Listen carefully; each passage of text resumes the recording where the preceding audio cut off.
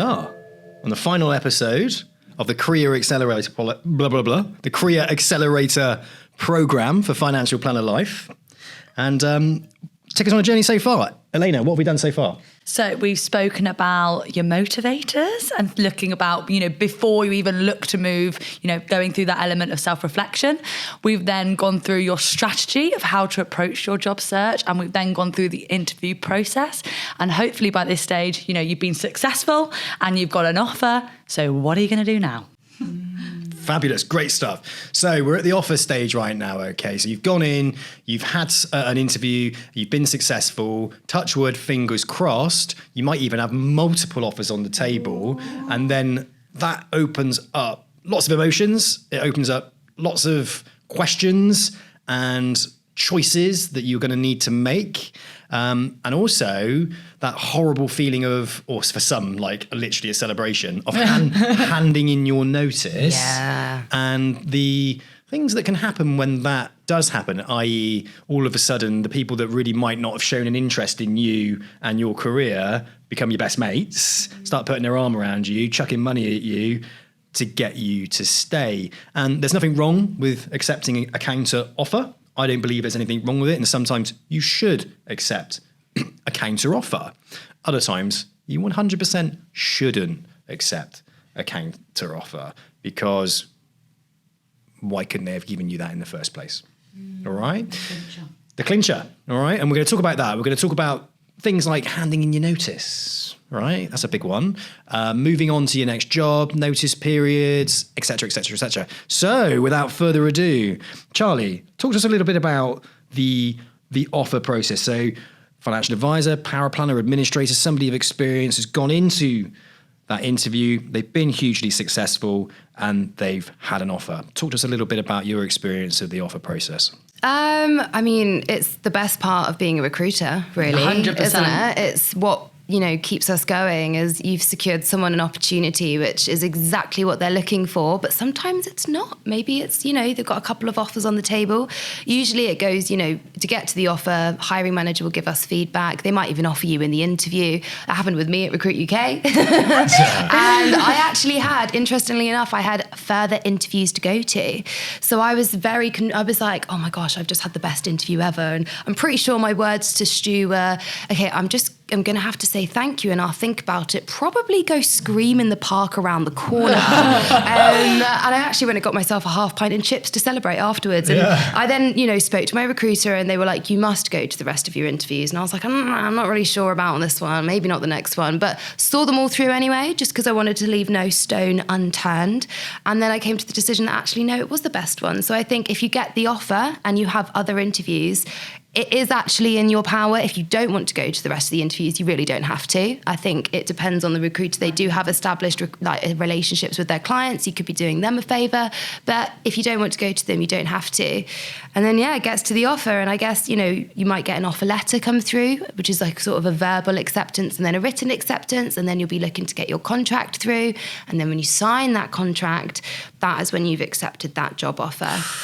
Yeah. Exciting. And I think one thing to mention as well with financial services is there's a pretty rigorous referencing process. Yeah. And I had a candidate recently who it was, I think, a very early career. They accepted a fantastic opportunity and they were a bit conflicted about handing their notice in before they had passed the referencing, which sometimes rings bells and red flags in your head because you think, what skeletons are in your closet that might come out? But he just genuinely didn't want to be without a job and he wanted to ensure the security. And I said, look, unless you've got something you're worried about, it's very standard practice. It's the FCA. It's so regulated. They just need to do it as standard practice.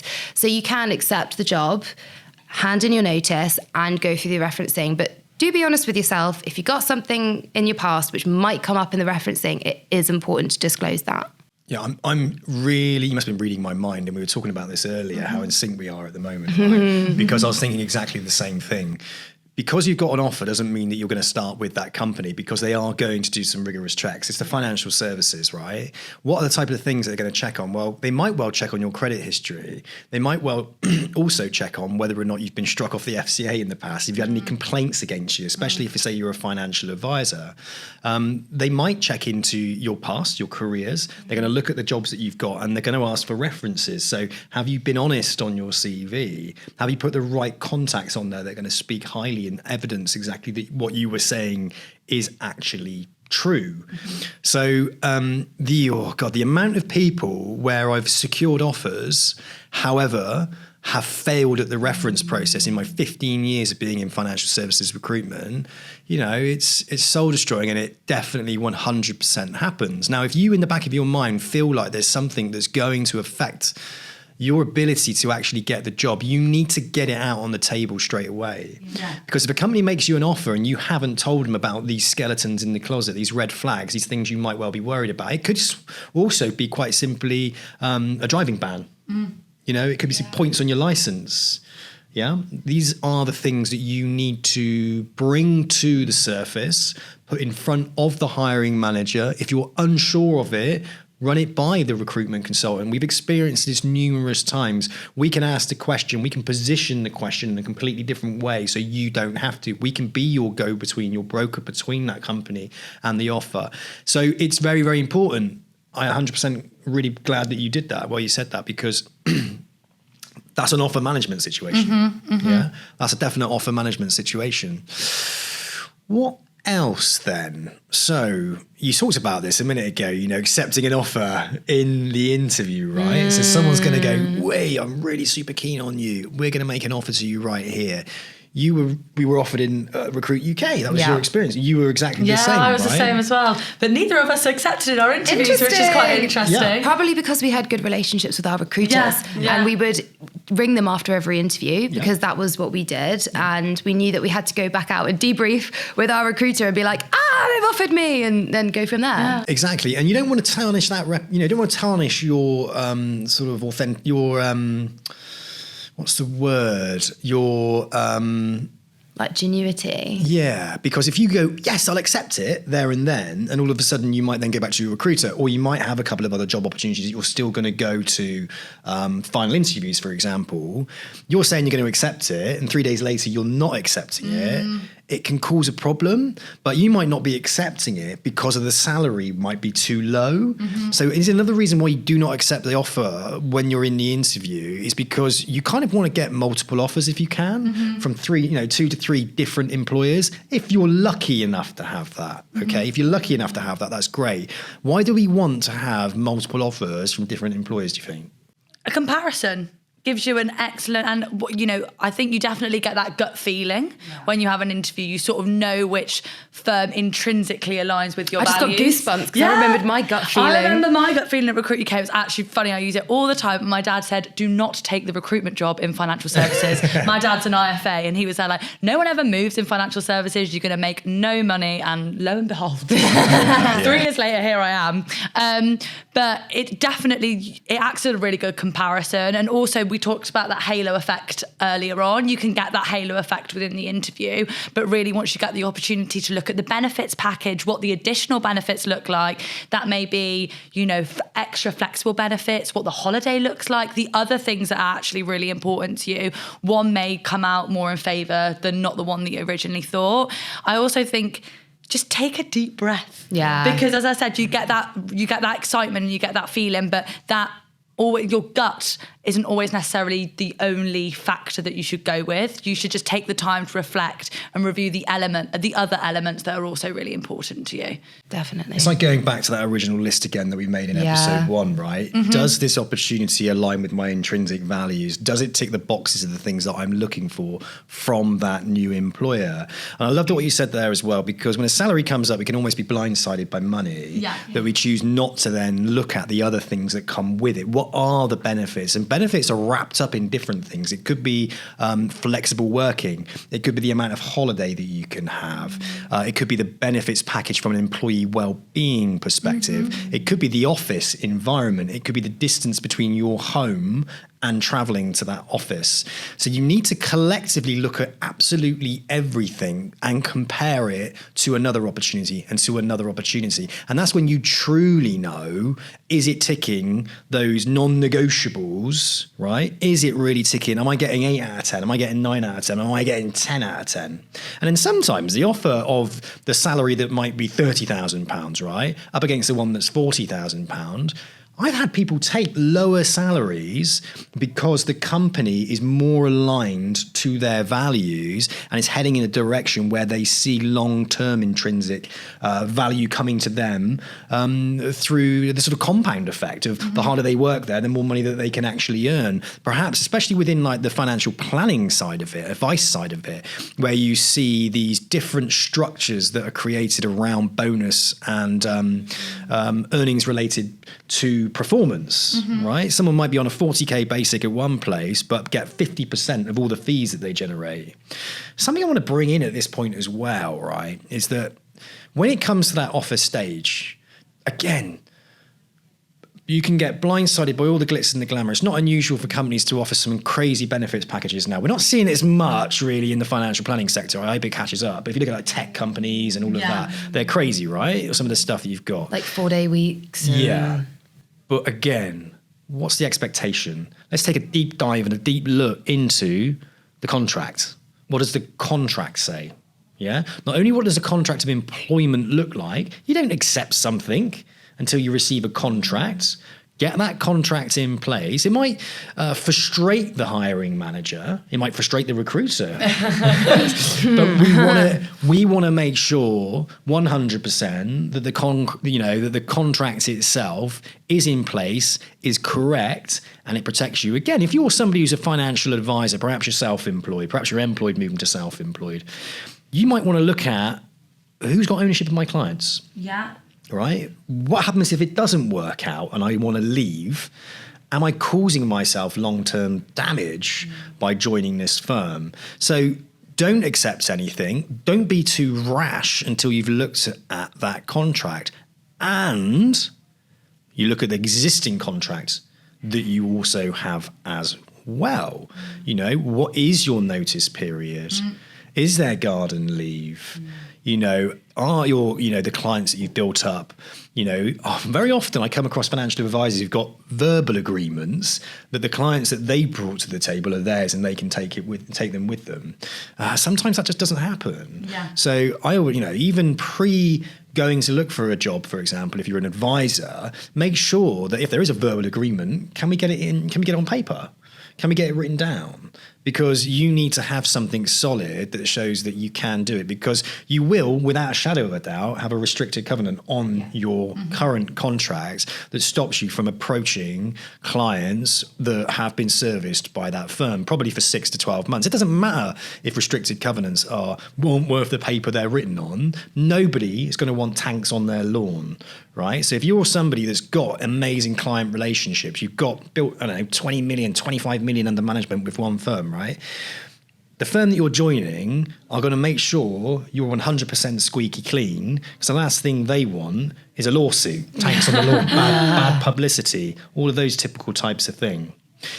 Worth also at that point as well, if you're an advisor, just making sure that the person who's making an offer to you isn't seeing pound signs in their eyes either. And all they're looking at is what you can bring to the table in respect of your clients. Again, is this offer based on what I can do in the present moment, the here and now, or is this purely based upon my current relationships and what I can bring to the table? And that's when that salary can change. Right? If they're not taking into consideration that, they're not looking at the true value of what your client base actually is year 1, year 2, year 3, year 4, year 5, or your network, your professional network, your introducer network. They're not looking at that, and they're not taking that into account, then we need to negotiate. Right? Now, negotiation. The word negotiation. Yeah. Which either excites a recruiter or sends tingles down their spine. Sends tingles down their spine. Right? Exactly that. Which is why sometimes having those multiple offers is really, really beneficial. And we've been in situations where we can negotiate on behalf of the candidate. We take that emotion out of it. We come in and we broker that, that deal. We're trying to get, the client needs to get a good deal. The candidate needs to get a good deal. We've got the knowledge. We've got the experience to say, look, this is fair, guys. Let's meet in the middle at this stage. And what it does is it takes out the emotion from the client and the candidate, which could sour that beautiful relationship and working relationship moving forward. Everything needs to come in writing. Yeah. You need to see it in writing. Don't make a decision. You need receipts. Don't make a decision until you've seen it in writing. Any horror stories around offers?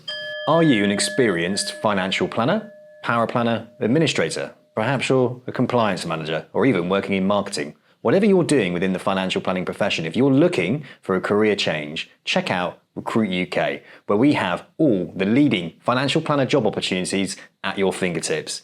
Need to speak to somebody in a bit more detail about your career aspirations and what you're looking for? Reach out to one of our consultants who will happily help you today. So that's recruituklimited.co.uk.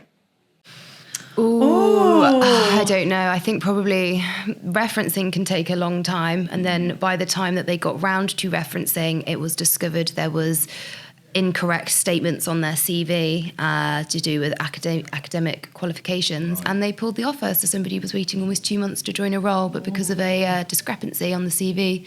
Yeah, and that's the thing is, what you put forward on your CV in financial services, they will check everything. They'll check you left when you said you left, when you started, they'll look at the gaps, they'll check your qualifications.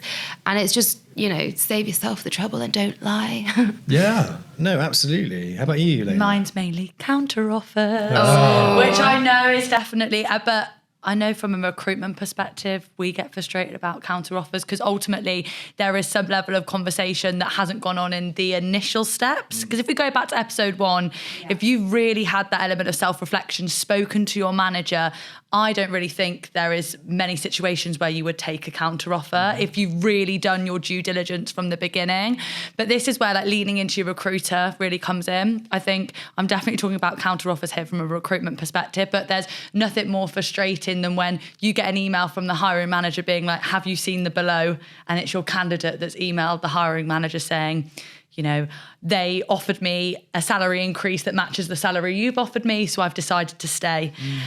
And I think the thing that's the most frustrating about that is that you as a recruiter have then been eliminated from the process, because we've spoken so many times here about how you can really lean into your recruitment consultant.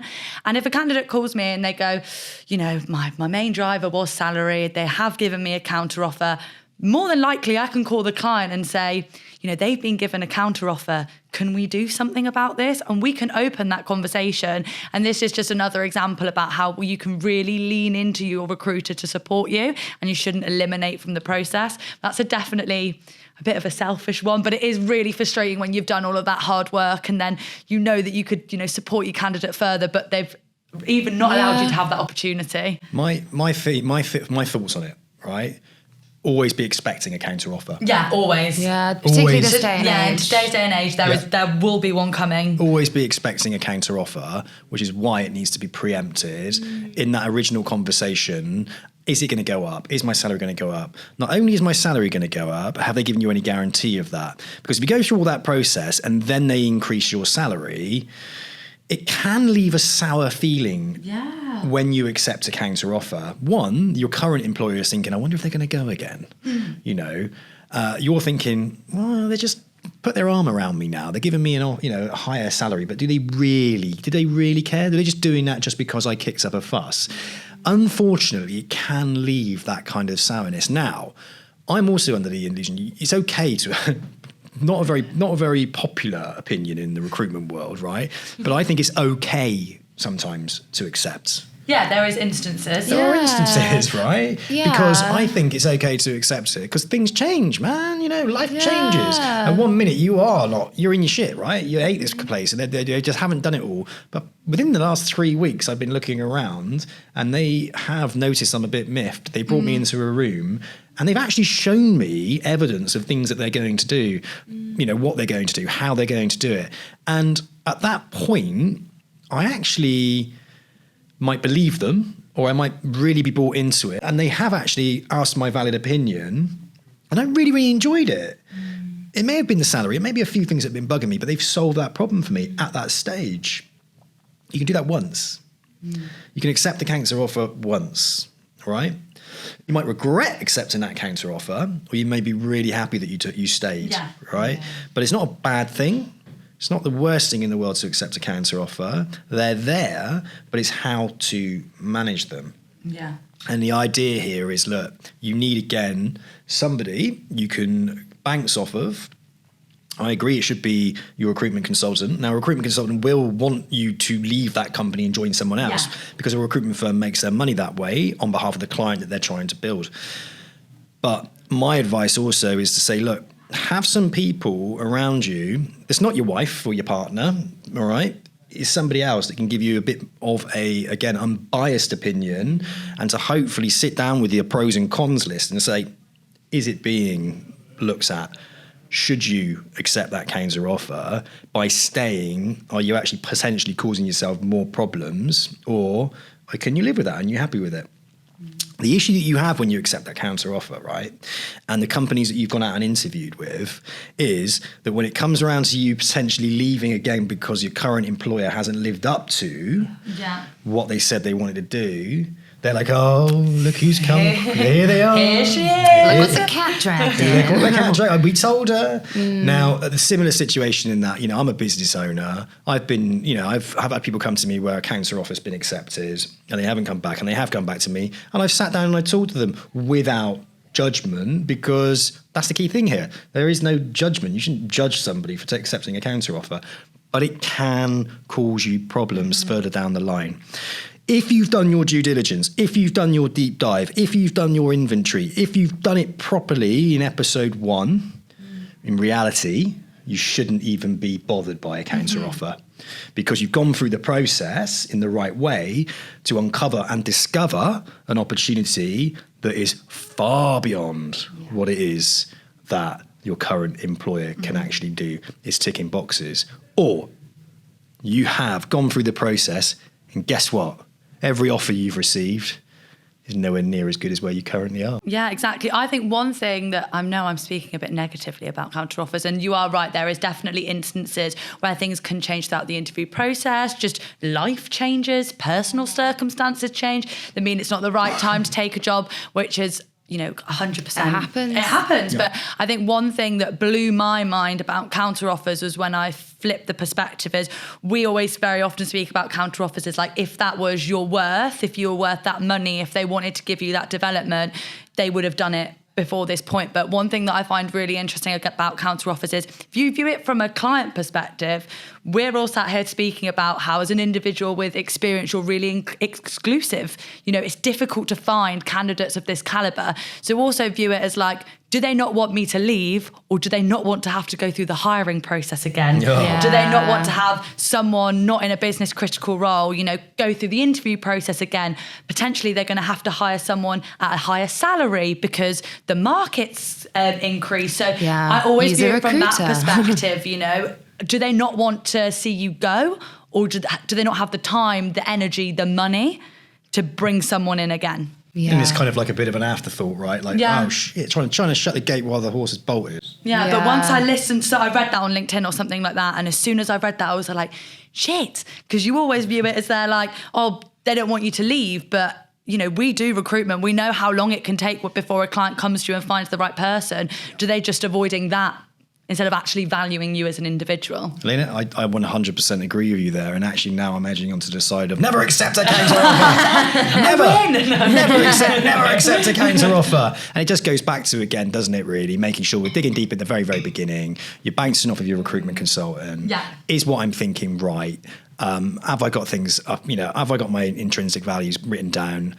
Are they being met where I currently am? Have I done everything I can do to raise this with my current employer? If not, then confidently I can go off and hopefully find something else. And there will be something else out there. There will be. There always is, right? We can't guarantee with our crystal ball it's going to be perfect, right? But no one can. But the one thing that definitely is a guarantee, there are opportunities out there for you in other companies within the financial planning profession. And that's the beauty of financial planning. There are so many different roles now, so many different routes that you can go down. And there are lots of companies that are investing heavily, smaller firms, growing firms, younger firms coming to the marketplace, being able to offer these fantastic career opportunities, benefits and packages.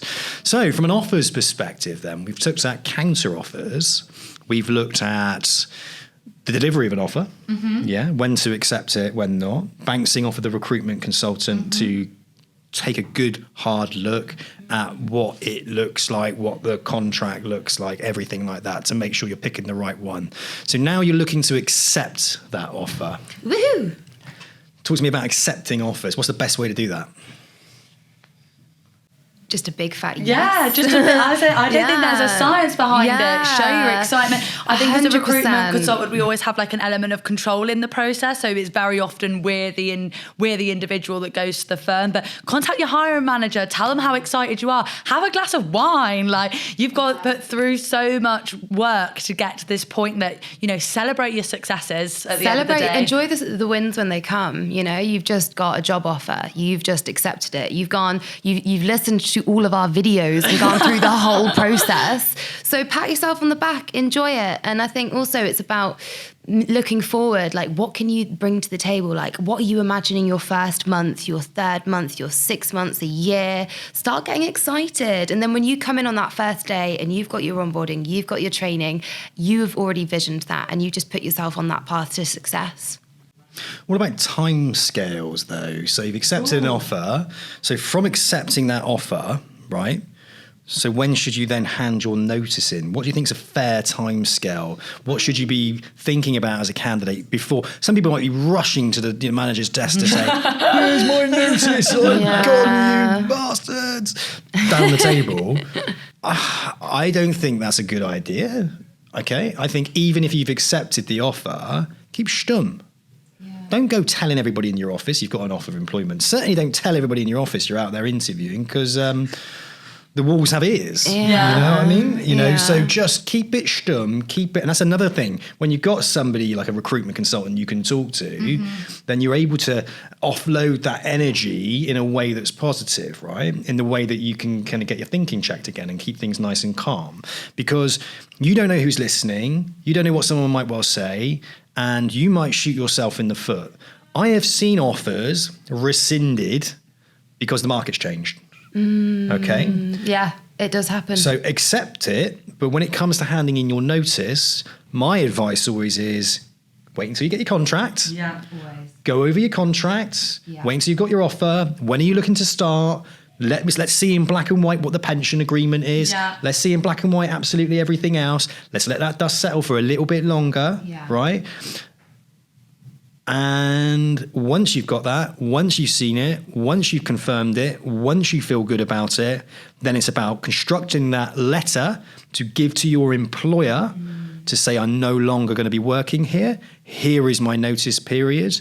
And confidently you can hand it across knowing that there's no, again, skeletons in the closet or any concerns around start dates or the company you're looking to join even approaching your firm to ask for references, because you've also taken a bit of time during that period to line up the references, get the telephone numbers, get the email. A good recruitment consultant should be doing that for you anyway, right? Getting all of that stuff nice and lined up to make that process slick and easy. A bit like buying a house, right? The exchange bit, you know? Line your ducks up. Yeah, and then you can sit back and then you can enjoy yourself. Then you can relax. We're just there like, celebrate. There's nothing worse. Celebrate all your wins. Mate, there's nothing worse, right, in accepting something and then being very anxious that after you've accepted it, that things can go slightly wrong. Now, that letter, that resignation letter, I've always helped individuals write the resignation letter. And I think it's all about being respectful. Yeah. Absolutely. Don't burn your bridges. No. Don't burn your bridges at all. No. As much as you dislike somebody or if you hate somebody or whatever, the aim here is to part ways with a letter of resignation that if you can find something you're thankful and grateful for, and to give a reason as to why you are handing your notice in.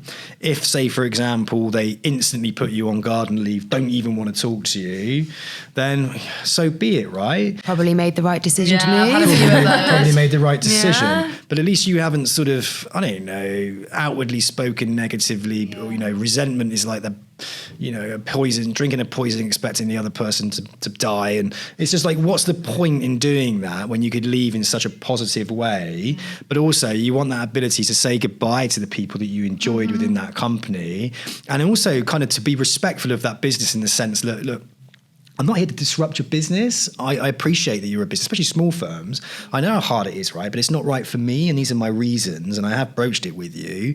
Hopefully we can have an exit interview and I'll tell you all about it. Yeah. Offer that feedback to them, and be respectful in that way, and be respectful of the fact they run their own business, and your exit could cause problems. Don't be that person.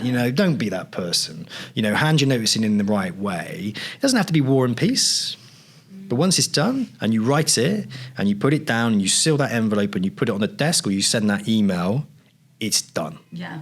Off your shoulders. I think the feedback thing is really important there, because ultimately, from a business owner's perspective, you want to receive that feedback. And if you've worked there for a long period of time, you do have something to be grateful for. They've employed you, you've had that stability and that security. So use it as your opportunity to provide some feedback in a respectful manner.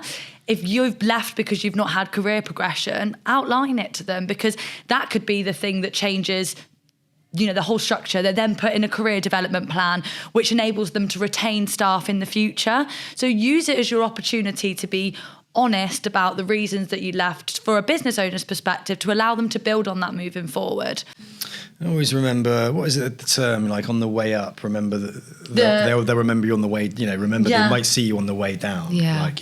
So where something might not work out quite well, or life might not go according to plan, you never know when you might need their help, or to turn to those individuals. And plus also you want a good reference, don't you? That's you want a the good thing. reference, Yeah, you want a you good do. reference, I've had people leave my business and they've asked for a reference, and you're thinking, oh, do you know what? I put so much energy and effort into that person.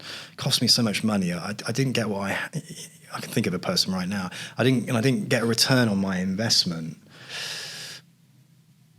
But I'm going to give him a fair reference because he was fair with me in the letter that he gave me and his reasons for moving on. I can't keep people in my business. They're not my product. They're not my possession. They're not a commodity. No, they're not my possession, and people have different reasons for different things. And you learn to accept that as a business owner, and we're all adult at the end of the day. Look, if things get sticky and a bit emotional, these things can kind of happen. That's why it's beautiful to put it in a letter or an email, exactly what it is you feel. And if they then offer you into an exit meeting, you have the choice. But if you articulate it in a way that's to the point and specific, then perhaps you don't even need to go to an exit interview if you don't feel comfortable doing that, So yeah, that's where I am around that. You've got to hand your notice in, it's got to be done, and there's a good, clear way to do it. And and there we are. At this point, congratulations. Yeah. Congrats. You've listened to us for 4 episodes. You've got a job. It's a dream. Woo! Yeah.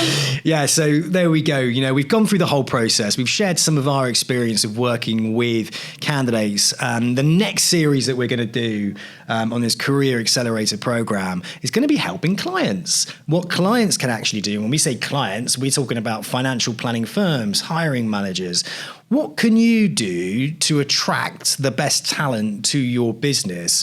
What are people doing out there that we are seeing as being fantastic? What can we learn from other professions, other industries? What are they doing to attract the right talent? How best are you working recruitment consultants? Are you seeing them as a necessary evil, or are you seeing them as a partnership?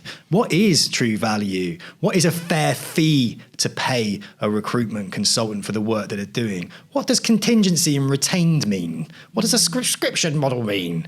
Why are we using recruiters, and what is the value they truly add. And we're really looking forward to bringing that to you. But to everybody else, thank you so much for listening. And remember, Financial Planner Life is powered by Recruit UK. 15 years of experience recruiting into the financial planning profession. Go and look at our reviews. If you are within the profession looking for a new job opportunity, reach out to the best in the profession and continue to support the Financial Planner Life podcast. Thank you. Thank you. Bye.